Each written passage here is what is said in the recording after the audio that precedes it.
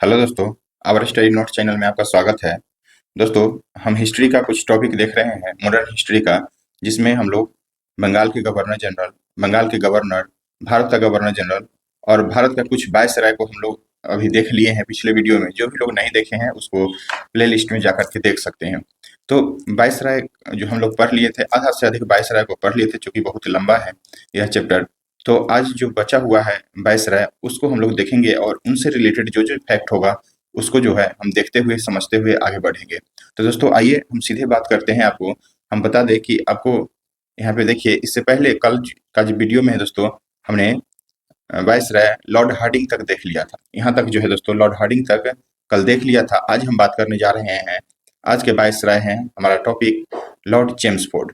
और Lord Chelmsford से बहुत सारी, अब जो हम पढ़ेंगे ना, जो भी अब आगे जो है वायसराय आने वाले हैं, इनके कार्यकाल में बहुत सारी घटनाएं घटते जाती है। क्योंकि अब हम लोग धीरे धीरे जो है ना, देश आजादी की तरफ बढ़ रहे हैं, आजादी की तरफ बढ़ रहे हैं। तो बहुत सारे आंदोलन आते हैं, बहुत सारे क्रांतिकारी आंदोलन होते हैं। फिर से आपको बता दें कि एक से एक कांग्रेस का अधिवेशन होता है और गांधी जी इसमें मुख्य रूप से जो है अपना रोल अदा करते हैं। मेन रूप से राजनीतिक में गांधी जी शामिल हो जाते हैं। तो उनसे रिलेटेड जो है बहुत सारे फैक्ट अब आपको देखने में को मिलेगा। तो यह अब जो वायसराय आएंगे ना, तो उनके समय में जो जो घटना हुआ था आपको बता दें, जैसे चौरा चौरी कांड, आपको जलियांवाला बाग हत्याकांड, रॉलेट एक्ट, फिर से आपको बता दें कि सबने अवज्ञा आंदोलन, असहयोग आंदोलन, भारत छोड़ो आंदोलन, मैंने बहुत मुस्लिम लीग का गठन, उसके बाद मुस्लिम लीग का अधिवेशन होता है। बहुत सारे घटनाएं होते हैं। तो यह सब जो है ना सीधे एग्जाम में आपसे पूछा जाता है। सीधे आपसे पूछा जाएगा कि यह घटना जो है किसके समय में हुआ था, उस समय भारत के वायसराय कौन थे। तो यह सब बात के लिए जो है हम लोग इसको पढ़ेंगे और इजी वे में बहुत ही सरल तरीका से माइंड में जो है सेट कर लेंगे। एकदम कहानी के रूप में इसको हम समझते हुए आगे बढ़ेंगे। दोस्तों, पढ़ने में थोड़ा सा इंटरेस्ट जगाना है, क्योंकि जैसे जैसे अब हम लोग आगे बढ़ते जा रहे हैं, वैसे वैसे हमारा देश की मतलब आजादी की तरफ जो है बढ़ते जा रहे हैं। तो थोड़ा सा इंटरेस्ट अंदर से होना चाहिए। तो आइए हम सीधे बात करते हैं अब जो है लॉर्ड चेम्सफोर्ड। तो इसका सबसे पहले जो कार्यकाल याद रखिए, क्योंकि इस कार्यकाल इसलिए याद रखना है ना कि इसके समय में जो भी घटना अगर घटा तो वह आपको सीधे दिमाग में आ जाएगा कि अच्छा, इस समय जो है वायसराय लॉर्ड चेम्सफोर्ड रहे होंगे। तो 1916 से लेकर के जो है 1921 तक इनका कार्यकाल है। तो इनके समय में जो है सबसे महत्वपूर्ण अधिवेशन एक हुआ था, लखनऊ अधिवेशन। कांग्रेस का लखनऊ अधिवेशन 1916 में हुआ और जिसकी अध्यक्षता जो है दोस्तों किया गया था एसी मजूमदार के द्वारा। जैसा कि हमने कल की वीडियो में भी इसकी चर्चा किए हैं। एसी एसी मजूमदार के द्वारा जो है इसकी अध्यक्षता किया जाता है और इसी अधिवेशन में जो है गरम दल और नरम दल के बीच जो है मिलन हो जाता है, समझौता होता है। इसलिए इसको लखनऊ समझौता के नाम से भी जो है हम लोग जानते हैं। और किसके सहयोग से होता है दोस्तों? तो बाल गंगाधर तिलक और एनी बेसेंट के जो है सहयोग से यह समझौता होता है और इसी समझौता को जो है हम लोग लखनऊ समझौता के नाम से जानते हैं। जो हम लोग पता होगा कि हम लोग कल पढ़े थे कि 1907 में कांग्रेस में फूट डलाया, कांग्रेस का विभाजन हो गया, नरम दल और गरम दल दो भागों में बट गया और वही गरम दल और नरम दल जो है दोस्तों 1916 में लखनऊ अधिवेशन में जो है आकर के फिर से एक हो जाते हैं। बाल गंगाधर तिलक और एनी बेसेंट के सहयोग से इसमें जो है एक हो जाते हैं। तो यहाँ से फिर से एक हो जाते हैं कांग्रेस। और उसके बाद देखेंगे दोस्तों, यह आपको देख लीजिए कि तिलक और एनी बेसेंट के सहयोग से सांप्रदायिकता के आधार पर जो है समझौता हुआ और इसे ही लखनऊ समझौता कहा जाता है, जैसा कि हमने बता दिया आपको कहानी के रूप में। उसके बाद सांप्रदायिकता की बात को मानकर कांग्रेस ने सबसे बड़ी भूल यहाँ पे कर दिया था। इसको कांग्रेस को जो है यहाँ पे सांप्रदायिकता की बात नहीं मानना चाहिए था। अगर नहीं आज जो है इस समय अगर कांग्रेस सांप्रदायिकता की बात नहीं माना होता तो शायद जो है हमारा देश का विभाजन नहीं हुआ होता। तो यह कांग्रेस का सबसे बड़ी जो है भूल माना जाता है। उसके बाद इसी के समय में दोस्तों 1916 में होम रूल लीग की आंदोलन शुरुआत हो जाता है। होम रूल लीग आंदोलन की शुरुआत 1916, आपको डेट भी यहाँ से याद रखना है या डायरेक्ट पूछा जाता है।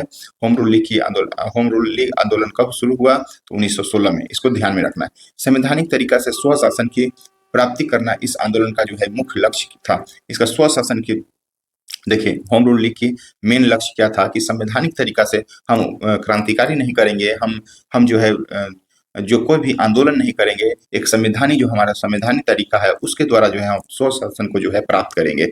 लेकिन बाल गंगाधर तिलक आते हैं और बाल गंगाधर तिलक ने इस आंदोलन को अप्रैल 1916 में बेलगांव में प्रारंभ किया था। बेलगांव दोस्तों कर्नाटक में है, तो यह ध्यान में रखना है। अप्रैल 1916 में बाल गंगाधर तिलक के द्वारा जो है होम रूल की शुरुआत की जाती है और बंबई को छोड़कर संपूर्ण महाराष्ट्र, कर्नाटक, मध्य प्रांत मध्य प्रांत, उस समय एमपी मध्य प्रदेश को जो है कहा जाता था, और बरार के क्षेत्र में जो है इसके अधिक इसने जो इनके अधीन हो गया था। तो इसके और इसने जो है बाल गंगाधर तिलक ने मराठा और केसरी, आपको पता होना चाहिए कि मराठा अंग्रेजी भाषा में और केसरी जो है दोस्तों यहाँ पे केसरी जो है आपको मराठा भाषा में केसरी और इंग्लिश भाषा यानी कि अंग्रेजी भाषा में जो है दोस्तों मराठा को प्रकाशित किया गया था बाल गंगाधर तिलक के द्वारा, और इन्हीं के पत्रिका में के माध्यम से यह आंदोलन जो है बढ़ चढ़ करके आगे हिस्सा लेता है हमारे स्वतंत्रता संग्राम में। देखिए, पत्रिका के माध्यम से जो है प्रचार प्रसार किया, और इस आंदोलन के समय जो है बाल गंगाधर तिलक, इसी आंदोलन होम रूल लीग के समय में ही जो है बाल गंगाधर तिलक का सबसे प्रसिद्ध कथन कहा जाता है कि स्वतंत्रता हमारा जन्मसिद्ध अधिकार है और हम इसे लेकर के रहेंगे। तो दोस्तों यह इनका इसी आंदोलन के द्वारा स्टेटमेंट था, कथन था, तो इनको याद रखा जाता है। यहाँ डायरेक्ट क्वेश्चन में पूछा जाता है स्वतंत्रता हमारा जन्मसिद्ध अधिकार है और हम इसे लेकर के रहेंगे, तो ध्यान में रखना। उसके बाद है दोस्तों श्रीमती एनी बेसेंट का नाम भी होम रूल लीग आंदोलन से जुड़ा हुआ है। इन्होंने जो है ना सितंबर 1916 में, आपसे दोनों ऑप्शन अगर पूछा जाए और पूछा जाए आपसे कि होम रूल लीग की स्थापना या गठन, होम रूल लीग की आंदोलन की शुरुआत किसने किया था, तो आपको पता होगा कि अभी हमने पढ़ा कि बाल गंगाधर तिलक ने अप्रैल में जो है बाल गंगाधर तिलक के द्वारा शुरू किया गया। और यहाँ पे देखिए कि एनी बेसेंट के द्वारा जो है सितंबर 1916 में मद्रास में इस आंदोलन की शुरुआत जो है की जाती है। जॉर्ज अरुंडेल को सचिव नियुक्त किया जाता है। उसके बाद है जो है आपको एनी बेसेंट के द्वारा जो है ना आयरलैंड में होम रूल लीग आंदोलन की सफलतापूर्वक जो है संचालित किया गया था।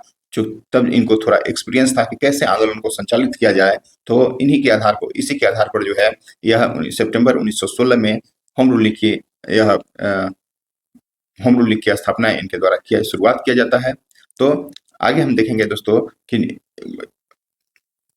हम देखेंगे श्रीमती एनी बेसेंट के द्वारा ही न्यू इंडिया और कॉमन बिल। देखिए, दो यहाँ से पत्रिका है, इसको हमेशा पूछा जाता है दोस्तों। न्यू इंडिया को तो आप याद ही रख लीजिए, क्योंकि यह एक है यंग इंडिया, यह गांधी जी का है यंग इंडिया, इसके साथ हमेशा लोग कंफ्यूज हो जाते हैं। तो आप एनी बेसेंट के रूप में न्यू इंडिया को याद रखिए, और कॉमन बिल को पत्रिका के माध्यम से जो है इस आंदोलन का, जिस तरह से आपको पता है कि बाल गंगाधर तिलक ने मराठा और केसरी नामक पत्रिका से इस आंदोलन का प्रचार प्रसार किया, उसी तरह से जो है एनी बेसेंट के द्वारा न्यू इंडिया और कॉमन बिल के पत्रिका के माध्यम से जो है इस आंदोलन को प्रचार प्रसार किया। उसके बाद 1917 में इन्होंने उत्तरदायी सरकार के बात पर आंदोलन को जो है समाप्त घोषित कर दिया गया। उत्तरदायी सरकार के, देखिए यहाँ पे उत्तरदायी सरकार के बात को मान करके जो है इस आंदोलन को इन्होंने समाप्त की घोषणा कर दी। उसके बाद है दोस्तों बिहार में होम रूल आपसे पूछा जाता है, बिहार के दृष्टिकोण से यह एग्जाम में इम्पोर्टेंट है, अभी भी यही लगाइए इसको, क्योंकि यह क्वेश्चन है। बिहार में होम रूल लीग आंदोलन के सर्व प्रमुख नेता के रूप में जो है मजरूल हक के रूप में जाना जाता है। तो आपसे सीधे क्वेश्चन पूछेगा कि होम रूल लीग आंदोलन के बिहार में सर्व प्रमुख नेता कौन थे, तो मजरूल हक थे। मजरूल हक को जो है यहाँ से याद रखना है। उसके बाद है दोस्तों पटना उच्च न्यायालय, इन्हीं के समय में चेम्सफोर्ड का कार्यकाल हम लोग पढ़ रहे हैं, तो इसी के समय में जो है पटना उच्च न्यायालय की जो है स्थापना 1916 में, पटना हाईकोर्ट का जो है आपको पटना हाईकोर्ट की स्थापना 1916 में हुआ। और इन्हीं के समय में दोस्तों 1917 में सफल चंपारण सत्याग्रह का जो है संचालन भी किया गया। सेडलर आयोग के आधार पर सेडलर आयोग के रिपोर्ट पर पटना विश्वविद्यालय की स्थापना 1917 में। दोस्तों पटना उच्च न्यायालय 1916 और पटना विश्वविद्यालय 1917, ध्यान रखना है, लोग कंफ्यूज इसमें होते हैं, तो आज से कंफ्यूज नहीं होना है। पटना उच्च न्यायालय 1916 और पटना विश्वविद्यालय की अगर बात करें आपसे तो 1917 में हम लोग ध्यान रखेंगे। इसी के समय में है दोस्तों 1918 में अहमदाबाद मिल मजदूर आंदोलन, खेरा आंदोलन जो है संचालन किया गया था, जिसके नेतृत्व के रूप में गांधी जी को जो है याद रखा जाता है। इसी के समय में दोस्तों 1918 में प्रथम विश्व युद्ध की समाप्ति हुआ था। हमको पता है कि 1914 से शुरू होता है प्रथम विश्व युद्ध और यहाँ पे जाकर के जो है समाप्त होता है। उसके बाद है दोस्तों इसके समय में सबसे एक महत्वपूर्ण घटना घटती है, जो कि बहुत ही निंदनीय घटना थी, वह थी अमृतसर में का जलियांवाला बाग 1919, 13 अप्रैल बैसाखी के दिन 1919 में अमृतसर में जलियांवाला बाग हत्याकांड को अंजाम दिया जाता है। जनरल आर डायर के द्वारा जो है गोली चलाया जाता है और ओ डायर के द्वारा जो है निर्देश दिया जाता है। एक छोटी सी संकीर्ण जगह थी और उसी में जो है उसको खाली करने का आदेश दिया जाता है और बहुत भीड़ था, चूंकि बैसाखी के दिन था, मेला लगा हुआ था और तुरंत आदेश दिया जाता है वहाँ के गवर्नर, लेफ्टिनेंट गवर्नर के द्वारा कि तुरंत ही इस बाग को खाली किया जाए। और तुरंत में जो भगदड़ मचता है और उसमें हजारों बच्चे, हजारों महिलाओं की जो है दोस्तों हत्या किया जाता है, जो कि गोली चलाने का आदेश देता है और गोली चलाया जाता है, भगदड़ मच जाता है। कुआं था, एक कुआं में कितना लोगों की कूद करके जान बचाने के चक्कर में जान उनकी चली गई। तो आगे हम लोग विस्तार पूर्वक जलियांवाला बाग हत्याकांड को भी पढ़ेंगे। अभी यहाँ पे क्या क्या घटना हुआ था इस वायसराय के कार्यकाल में, उसको हम लोग एक ब्रीफ में, एक खाका के रूप में जो है हम लोग देख रहे हैं। बाद बाकी हर चीज का जो है आपको अलग से हम आगे के चैप्टर में दोस्तों विस्तार पूर्वक जो है चर्चा करेंगे, जैसे जलियांवाला बाग हत्याकांड, रॉलेट एक्ट, और तो इस सब का जो है चर्चा हम लोग करेंगे आगे। तो दोस्तों देखिए, इसी के समय में जलियांवाला बाग हत्याकांड हुआ, फिर जो है इसी के समय में रॉलेट एक्ट 1919 में लागू होता है, और जिसको कि बिना वकील, बिना दलील, बिना अपील का कानून जो है कहा जाता है। गांधी जी जलियांवाला बाग हत्याकांड और रॉलेट एक्ट के विरोध में अंग्रेजी सरकार को जो है दोस्तों शैतानी सरकार कह करके संबोधित करते हैं। यह सब, इससे गांधी जी नाराज हो जाते हैं और अंग्रेजों को शैतानी सरकार कह करके जो है संबोधित करते हैं। 1919 में सक्रिय रूप से जो है, तब जाकर के गांधी जी 1919 में सक्रिय रूप से जो है एक्टिव हो जाते हैं और राजनीतिक में जो है यहाँ से शामिल हो जाते हैं। क्योंकि हम लोग को पता होगा कि गांधी जी 1915 में दक्षिण अफ्रीका से आते ही हैं और 1916 में साबरमती आश्रम की स्थापना करते हैं। फिर जाकर के एक लखनऊ अधिवेशन होता है, उसी में जो है राजकुमार शुक्ल गांधी जी से मिलते हैं, और मिलने के बाद चंपारण सत्याग्रह भारत में गांधी जी का सफल आंदोलन सत्याग्रह था, और उसके बाद अहमदाबाद मिल मजदूर खेरा आंदोलन 1918 में। तब जाकर के दोस्तों आपको खिलाफत आंदोलन के बाद, यह जब खिलाफत आंदोलन 1919 में होता है, उसमें गांधी जी को अध्यक्ष बनाया जाता है, और उसी के घटनाक्रम में जो है जलियांवाला बाग हत्याकांड और रॉलेट एक्ट जो है पारित होता है। तो उसी के विरोध में आकर गांधी जी शैतानी सरकार कहते हैं, और तब जाकर के जो है अपना सक्रिय रूप से जो है राजनीतिक में शामिल हो जाते हैं। यहाँ से गांधी जी का जो है वर्चस्व जो है एक हीरो के रूप में निकल करके सामने आते हैं गांधी जी, और गांधी जी देश आजाद तक जो है बहुत जो है एक्टिव रहते हैं। उसके बाद इसी के कार्यकाल में 1919 में ब्रिटिश सरकार के खिलाफत आंदोलन चलाया गया, जैसा कि हमने बता दिया। अखिल भारतीय खिलाफत समिति के अध्यक्ष के रूप में महात्मा गांधी को जो है बनाया गया। उसके बाद है दोस्तों लॉर्ड चेम्सफोर्ड के समय में 1919 का जो है अधिनियम आता है। 1919 का जो है अधिनियम इसी के समय में आता है, और इसी अधिनियम को दोस्तों मॉन्टेग्यू चेम्सफोर्ड सुधार अधिनियम भी कहा जाता है। इस समय जो है चेम्सफोर्ड यहाँ के वायसराय थे, और भारत सचिव के रूप में जो थे वह मॉन्टेग्यू थे। तो इन्हीं दोनों के समझौता, इन्हीं दोनों के नाम पर में ही दोस्तों 1919 के अधिनियम को मॉन्टेग्यू चेम्सफोर्ड अधिनियम कहा जाता है। और सीधे आपसे पूछा जाएगा किस अधिनियम को मॉन्टेग्यू चेम्सफोर्ड अधिनियम कहा जाता है, तो 1919। जिस तरह पार्लियामेंट सुधार अधिनियम को दोस्तों 1919 का अधिनियम बोला जाता है, उसी तरह जो है 1919 के अधिनियम के को मॉन्टेग्यू चेम्सफोर्ड अधिनियम कहा जाता है। मॉन्टेग्यू चेम्सफोर्ड की यह देन माना जाता है। इसका मुख्य प्रावधान के रूप में अगर हम देखें, आपको बताएं, तो देखिए यहाँ पे क्या क्या यहाँ इस अधिनियम का मेन प्रावधान क्या था। इस अधिनियम के द्वारा जो है ना दोस्तों प्रांत में सर्वप्रथम द्वैध शासन को जो है लगाया गया। प्रांत में द्वैध शासन की स्थापना 1919 के अधिनियम के द्वारा जो है लगाया गया। द्वैध शासन की अगर बात करें दोस्तों, तो इसका जनक के रूप में, अगर द्वैध शासन के कुछ फैक्ट है दोस्तों, इसके जनक के रूप में अगर बात करें आपसे, तो लियोनस कार्टियस का नाम आता है। लियोनस कार्टियस, यह बिहार दरोगा में पूछा गया है दोस्तों। लियोनस कार्टियस का नाम जो है आपसे पूछा गया है, द्वैध शासन का जनक। द्वैध शासन का अगर आपसे पूछे कि बंगाल में द्वैध शासन को लागू किसने किया, तो लॉर्ड क्लाइव का नाम आता है। फिर से वारेन हेस्टिंग्स के द्वारा जो है द्वैध शासन को जो है 1772 में समाप्त किया जाता है बंगाल से, और उसके बाद जो है 1919 में प्रांत में जो है सर्वप्रथम द्वैध शासन को स्थापित किया जाता है। आगे चलेंगे हम लोग, तो 1935 का अधिनियम जब आता है, तो उसमें प्रांत के द्वैध शासन को समाप्त किया जाता है, और केंद्र में जो है दोस्तों द्वैध शासन को लागू किया जाता है। तो द्वैध शासन से ये 4-5 फैक्ट है, इसको हमेशा जो है दोस्तों याद रखना है। उसके बाद है इस अधिनियम के द्वारा सांप्रदायिकता के आधार पर सिखों को जो है अब सिखों को भी शामिल किया गया। दोस्तों 1919 के अधिनियम देखिए, 1909 के अधिनियम में हम लोग पढ़े कि यहाँ पे सांप्रदायिकता के आधार पर जो है मुस्लिमों को अलग कर दिया गया था। अब जो है 1919 का अधिनियम आता है, तो इसमें जो है अब सिख को भी अलग कर दिया गया। तो अंग्रेज का यह नीति था कि धीरे धीरे जो है भारतीयों को कमजोर कर रहे थे, एक दूसरे में फूट डाल रहे थे, सबको धीरे धीरे अलग कर रहे थे। हमने 1909 में देखा कि यहाँ से मुसलमान को अलग किया गया, अब जो है यहाँ से सिख को भी जो है अलग कर दिया गया। नेक्स्ट है दोस्तों यहाँ से इस अधिनियम का प्रावधान कि इस अधिनियम के द्वारा पहली बार जो है उत्तरदायी सरकार की व्यवस्था किया गया। 1919 के द्वारा पहली बार उत्तरदायी सरकार की जो है व्यवस्था किया गया, और इसी अधिनियम के द्वारा दोस्तों इसी क्रम में द्विसदनात्मक व्यवस्था 1919 के अधिनियम के द्वारा ही दोस्तों द्विसदनात्मक व्यवस्था के जो है 1919 में द्विसदनात्मक, जैसा कि हम लोग अभी देखते हैं लोकसभा राज्यसभा, तो द्विसदन वाला यानी कि 2 सदन वाला की व्यवस्था जो है इसी 1919 के अधिनियम के द्वारा किया गया था। इस अधिनियम के द्वारा पहली बार जो है महिलाओं को वोट देने का अधिकार दिया गया। 1919 के अधिनियम आपको ध्यान में रखना है। 1919 के अधिनियम के द्वारा जो है महिलाओं को पहली बार वोट देने का अधिकार दिया गया और सबसे पहले 1926 में जाकर के जो है महिलाएं वोट करती है। तो यह भी बात ध्यान देना है। उसके बाद इस समय जो है लॉर्ड 1919 के इसका कार्य अभी देख रहे हैं, कार्यकाल हम लोग लॉर्ड चेम्सफोर्ड का। और इस समय जो है इस घटना के बहुत सारे घटना के समय ब्रिटेन के प्रधानमंत्री अगर आपसे पूछें तो लॉर्ड जॉर्ज थे। लॉर्ड जॉर्ज जो है इस समय वहां के प्रधानमंत्री थे। फिर है दोस्तों इस अधिनियम के द्वारा जो है पूर्ण रूप से यह अधिनियम जो है पूर्ण रूप से 1921 में जो है जाकर के लागू होता है। 1919 का अधिनियम पूर्ण रूप से जो है 1921 में लागू होता है। 1920 में गांधी जी के नेतृत्व में व्यापक पैमाने पर जो है असहयोग आंदोलन को चलाया जाता है। आपको पता होना चाहिए कि खिलाफत आंदोलन 1919 और 1920 में असहयोग आंदोलन को जो है चेम्सफोर्ड के समय में ही चलाया गया था। नेक्स्ट अब वायसराय आते हैं। चेम्सफोर्ड के बाद लॉर्ड रीडिंग। लॉर्ड रीडिंग को जो है अब हम लोग पढ़ेंगे और इससे महत्वपूर्ण घटना जो भी होगा उसको देखेंगे। तो इनका कार्यकाल जैसा कि हमने चेम्सफोर्ड का देखा कि 1916 से लेकर के 1921 तक था, तो अब जो है 1921 से 1926 तक का कार्यकाल लगभग सबका कार्यकाल जो है ना दोस्तों 5 साल 4 साल कहीं का ज्यादा भी है। तो एक मोटा मोटी आइडिया के रूप में हम लोग ध्यान रखेंगे, जैसे कि 16 से 21 5 साल तक रीडिंग का रखें, सॉरी चेम्सफोर्ड का, और रीडिंग का जो है अब आ जाता है तो 21 से 16 तक 1921 से 16 तक जो है इनका कार्यकाल ध्यान में रखना है।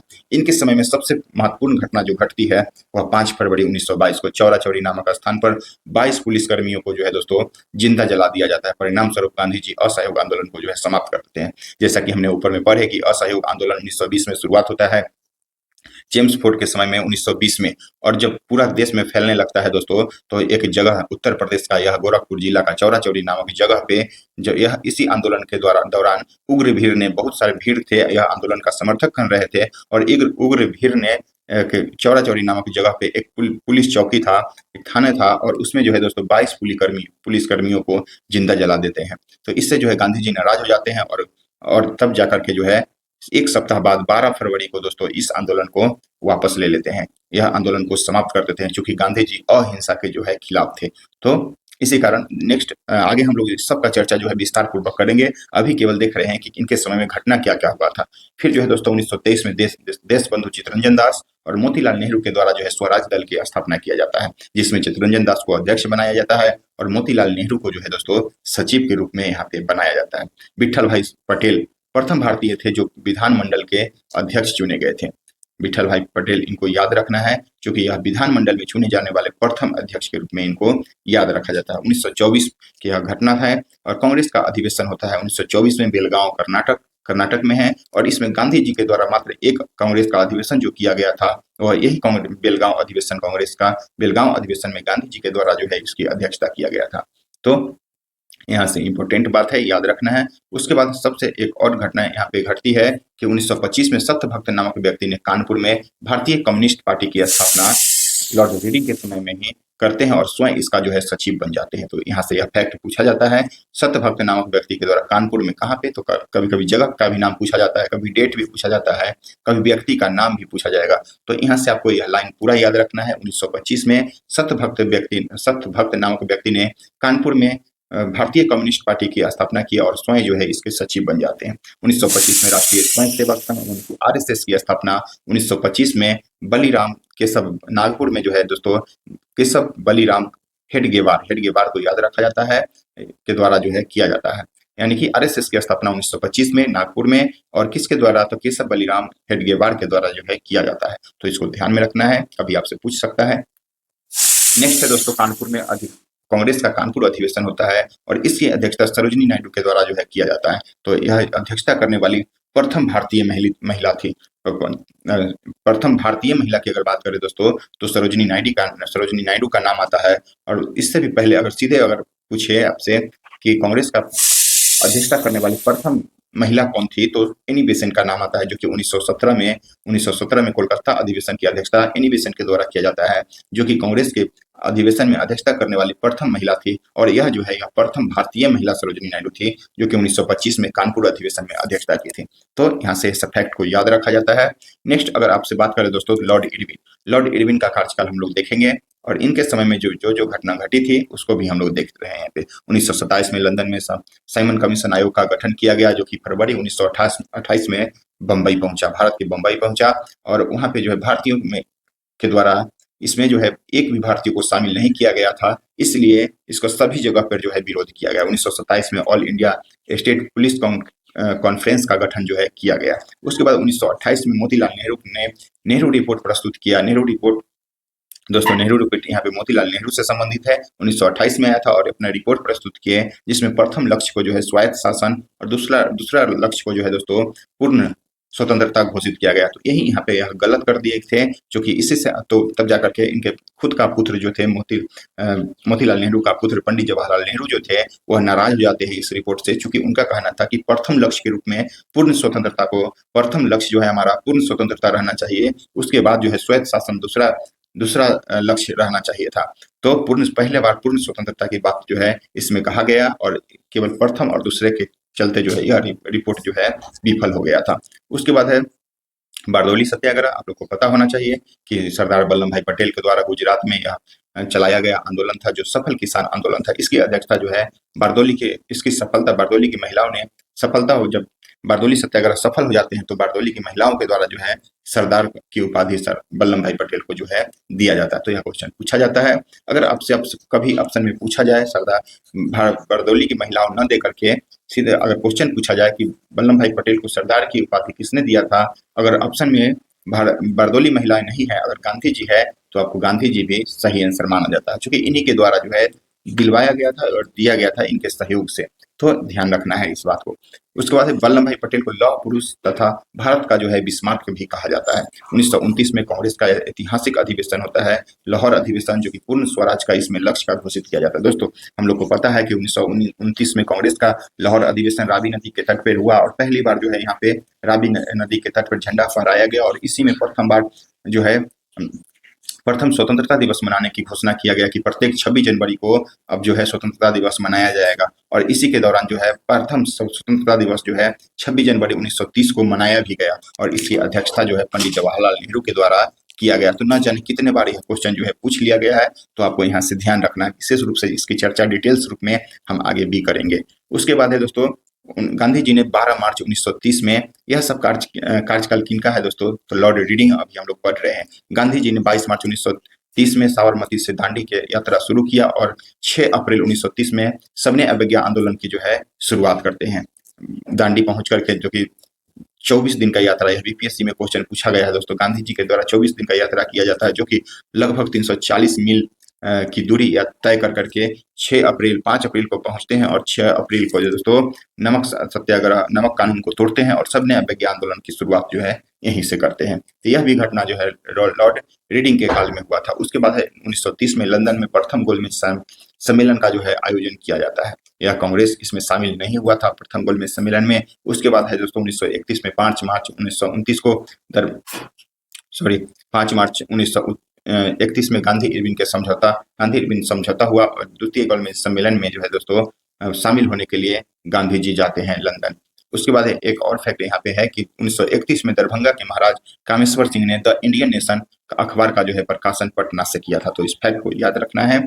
नेक्स्ट आते हैं दोस्तों वाइसराय लॉर्ड विलिंगटन को 1931 से 1936 तक जो है इनका कार्यकाल है, जो कि 1930 में लंदन में जेम्स पैलेस नामक महल में दोस्तों इनके समय में देखिए गांधी इरविन समझौता हुआ। इरविन के समय में इरविन हम लोग पढ़ रहे थे, अभी देख लीजिए लॉर्ड इरविन पढ़ रहे थे, इससे पहले रीडिंग पढ़े थे और अभी देखिए लॉर्ड विलिंगटन, इनका कार्यकाल 1931 से 36 है और 1931 में लंदन में जो है दोस्तों लंदन के जेम्स पैलेस नामक महल में द्वितीय गोलमेज सम्मेलन का जो है आयोजन किया गया था और इस सम्मेलन में द्वितीय गोलमेज सम्मेलन में भाग लेने के लिए गांधी जी जाते हैं राजपूताना जहाज से, SS राजपूताना जहाज। तो यह भी याद रखना है।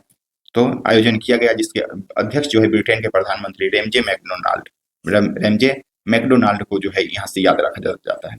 इस समय ब्रिटेन के शासक जॉर्ज पंचम थे। इस अवसर पर विंस्टन चर्चिल ने गांधी जी को जो है अर्धनंगा फकीर फकीर कह करके संबोधित करता है। गांधी जी ने एसएस राजपुताना नामक जहाज से यात्रा किया था और सांप्रदायिकता के आधार पर द्वितीय गोलमेज सम्मेलन जो है असफल घोषित जो है किया गया। यह सफल नहीं रहा, क्योंकि इसमें सांप्रदायिकता की बात कही गई और गांधी जी यह बात को नहीं मानते हैं और सीधे वहां से आते हैं।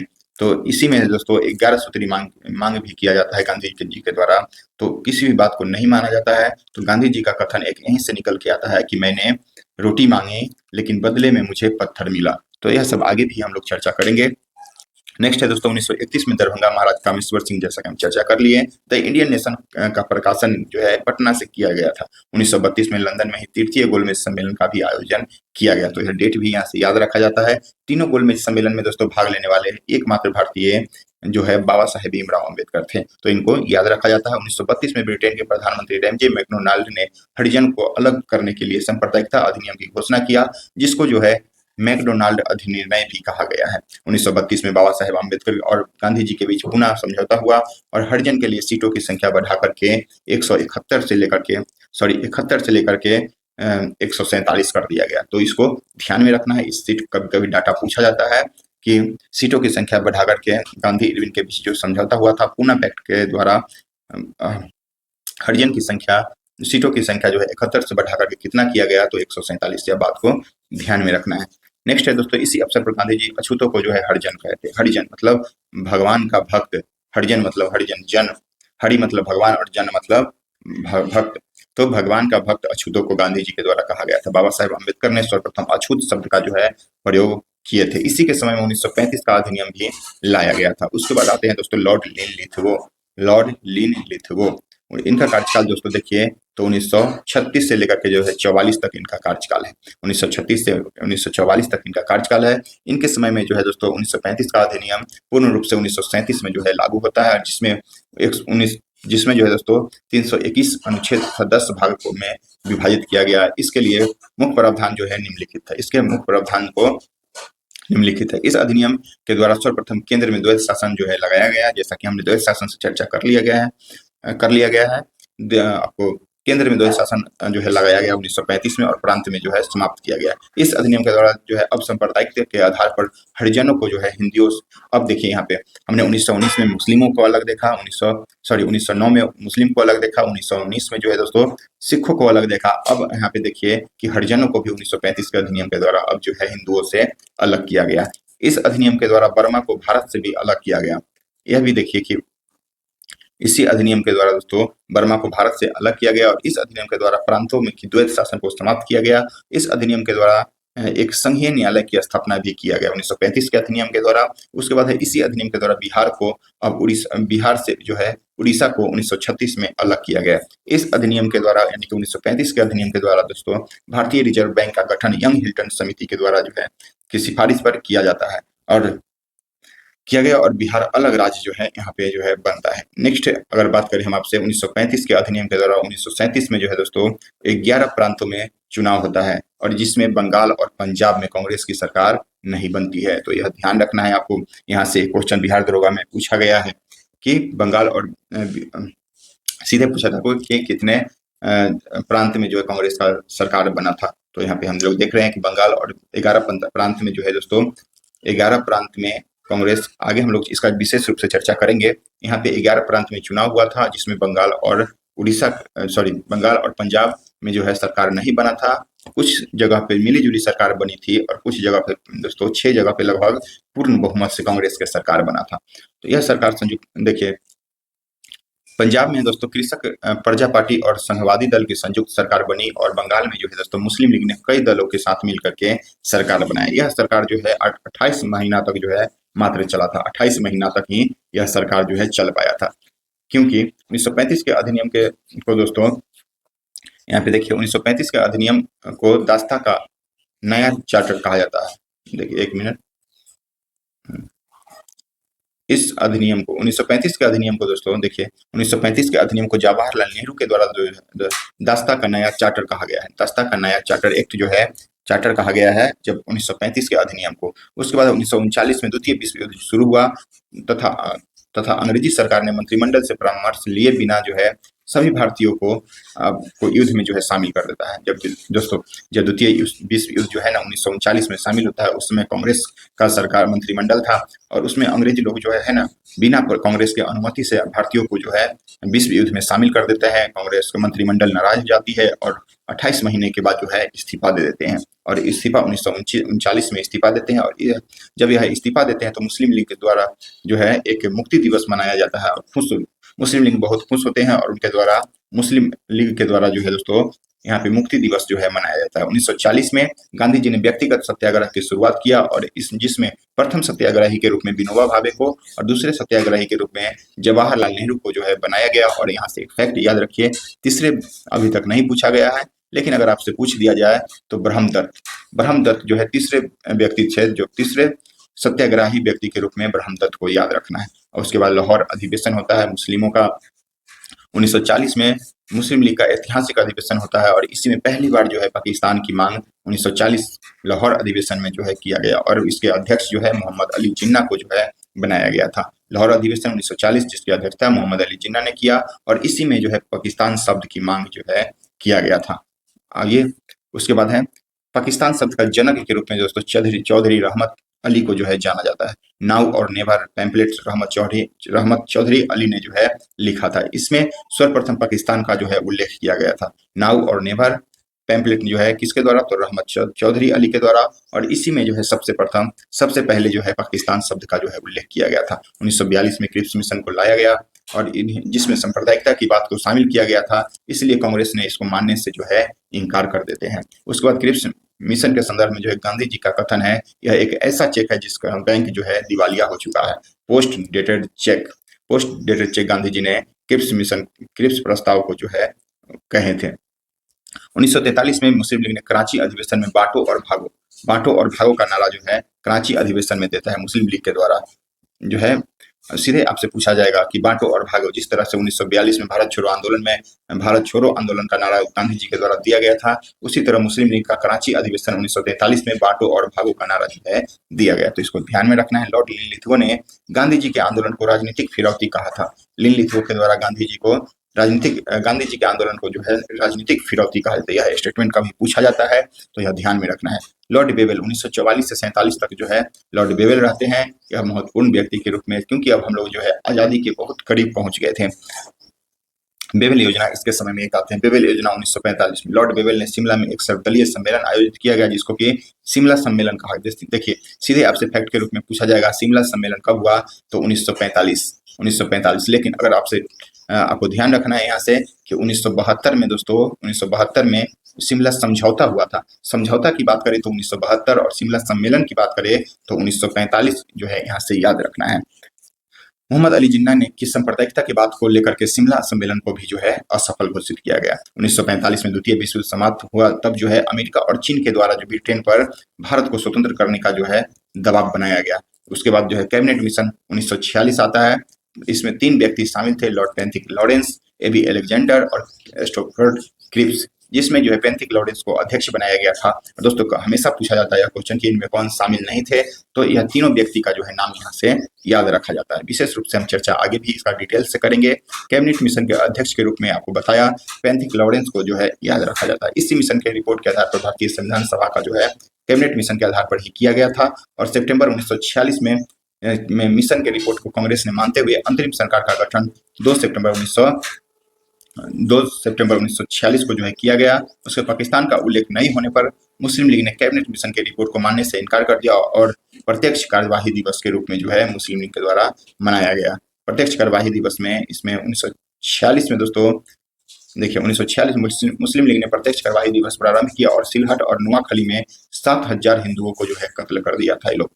उसके बाद है गांधी जी अपने सचिव प्यारेलाल के साथ जो है दंगाग्रस्त क्षेत्रों में दौरा करते हैं और शांति का अपील जो है यहाँ पे जाकर के करते हैं। मुस्लिम लीग के 5 सदस्य बाद में जाकर के जवाहरलाल नेहरू की अंतरिम सरकार में जो है शामिल होते हैं। उसके बाद इसी के समय में एक घटना होती है नौसेना विद्रोह 1946 में खान पान, वेतन, गोरे काले का भेदभाव को लेकर के भारतीय नौसेना के द्वारा जो है यह विद्रोह जो है कर दिया गया और बंबई की तलवार नामक जहाज से जो है यह विद्रोह शुरू होता है। कराची में हिंदुस्तान नामक जहाज से यह विद्रोह शुरू होता है। उसके बाद लेकिन मोहम्मद अली जिन्ना और सरदार वल्लभ भाई पटेल के अनुरोध पर जो है यह सैनिक लोगों ने आत्मसमर्पण कर दिया और यह आंदोलन समाप्त हो गया, विद्रोह जो है समाप्त हुआ गया।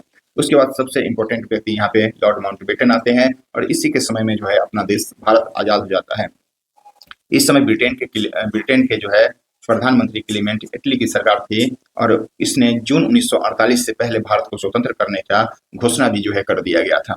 उसके बाद है लॉर्ड माउंटबेटन जवाहरलाल नेहरू के अच्छे मित्र थे। इन्होंने इस विभाजन पर गांधी जी को मना लिया, लेकिन मौलाना अबुल कलाम आजाद अंतिम समय तक विभाजन के खिलाफ थे। यह नहीं चाहते थे कि भारत जो है दो भागों में बटे। लॉर्ड माउंटबेटन ने अपना रिपोर्ट को सौंप दिया और इसी रिपोर्ट के आधार पर भारतीय स्वतंत्रता अधिनियम 1947 4 जुलाई 1947 को ब्रिटिश संसद में जो है प्रस्तुत किया गया और 18 जुलाई 1947 में पारित भी हो गया। 18 जुलाई 1947 में पारित भी हो गया।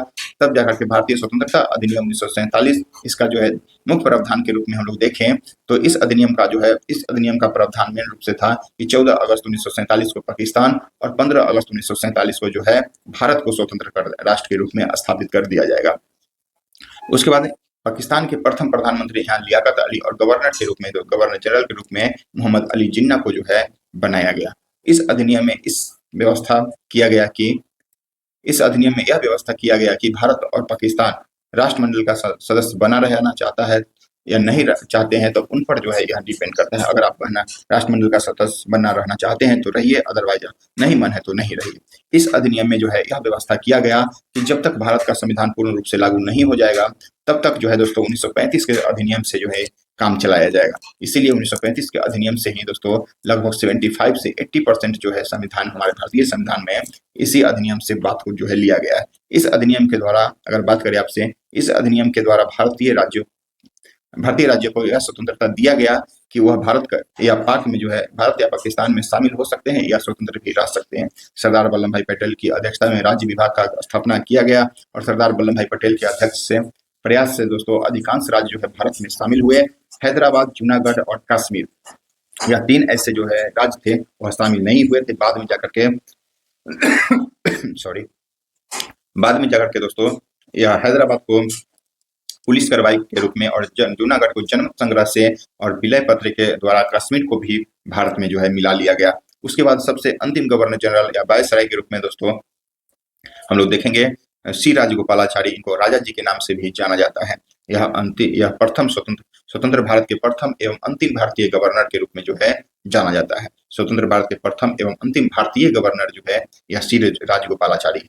26 जनवरी 1950 में जब संविधान पूर्ण रूप से लागू हो गया तब यह पद जो है स्वतः ही समाप्त हो गया और राष्ट्रपति का पद जो है सर्वोच्च पद हो गया, क्योंकि 26 जनवरी 1950 को भारत जो है गणतंत्र के साथ साथ लोकतंत्र भी यहाँ पे स्थापित हो गया था और तब जाकर के हमारा देश यहाँ पे संवैधानिक रूप से यह चलता है।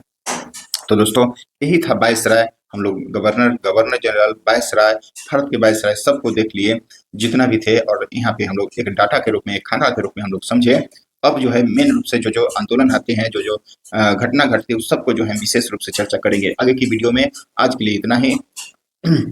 उम्मीद करते हैं दोस्तों कि यह आपको बहुत ही बेहद पसंद आया होगा। अच्छा लगे तो लाइक, शेयर, सब्सक्राइब जरूर से जरूर कीजिए। और आपको एक सूचना बता देते हैं कि हमारा टेलीग्राम पे ऑनलाइन जो है टेलीग्राम पे set Prague daily homework series भी चलता है और बिहार दरोगा 1799 को ध्यान में रखते हुए आपको बता दें कि अभी वहाँ 2 सेट फुल लेंथ टेस्ट हमने लाया है और उसमें 2 सेट हो चुका है ऑलरेडी। तीसरा सेट जो है संडे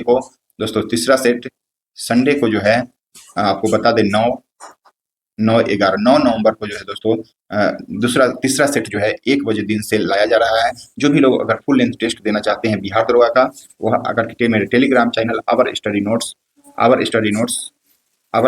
से जुड़िए और उस पर सर्च मारिएगा आवर स्टडी नोट्स तो आपको मिल जाएगा। वहां से जुड़िए और फुल लेंथ टेस्ट का जो है मजा ले सकते हैं। बिल्कुल एग्जाम पैटर्न पर, सिलेबस के आधार पर जो है दोस्तों क्वेश्चन सेट किया जाता है। आप एक बार एक सेट लगा करके देखें, फिर आपको समझ में आएगा कि हमने क्या सेट प्रोवाइड आप लोगों को करवा रहे हैं। तो जो भी टेलीग्राम चैनल से जुड़ जाइए और डेली होमवर्क सीरीज से मैथ, रीजनिंग का भी चलता है और जीके जीएस का भी, जिसमें लुसेंट, रेलवे, स्पीडी और करंट अफेयर यह सब जो है चलाया जाता है। और फुल लेंथ टेस्ट भी सप्ताह में 2 दिन चलाया जाता है। एक संडे को आपको लिस्ट जारी कर दिया गया है, आप देख सकते हैं वहां जा करके। तो दोस्तों अच्छा लगे तो लाइक, सब्सक्राइब जरूर कीजिए और आज के लिए इतना ही। Thank you.